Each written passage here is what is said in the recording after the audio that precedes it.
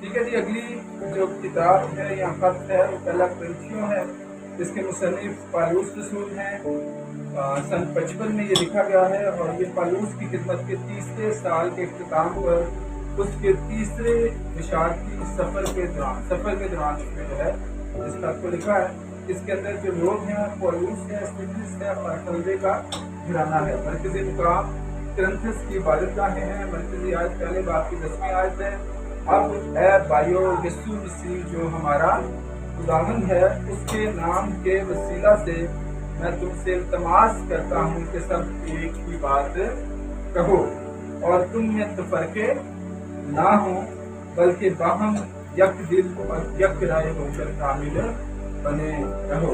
کل ابواب اس کے 16 ہیں، کل آیات 437 ہیں، اور کرنتھس کی کلیسیا کے مسائل کی نشاندہی کرنا اس کا مقصد ہے، اس کا حل بتانا اور ایمانداروں کو یہ سکھانا کہ بد چلن معاشرے میں کیسے رہنا ہے۔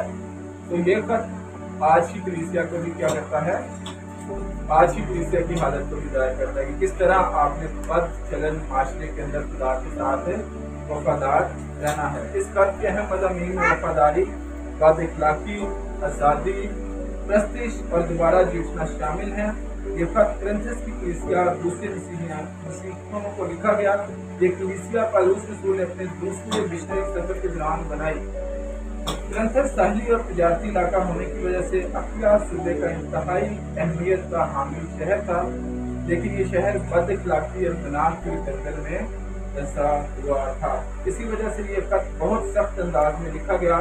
یاد رہے کہ کرنتھس کی کلیسیا زیادہ تر غیر یہودیوں پر مشتمل تھی۔ تک ہمارا چینل سبسکرائب نہیں کیا تو ابھی سبسکرائب کریں اور بیل آئیکن کو کلک کر کے ہماری لیٹسٹ ویڈیوز کے بارے میں اپڈیٹ جانیں۔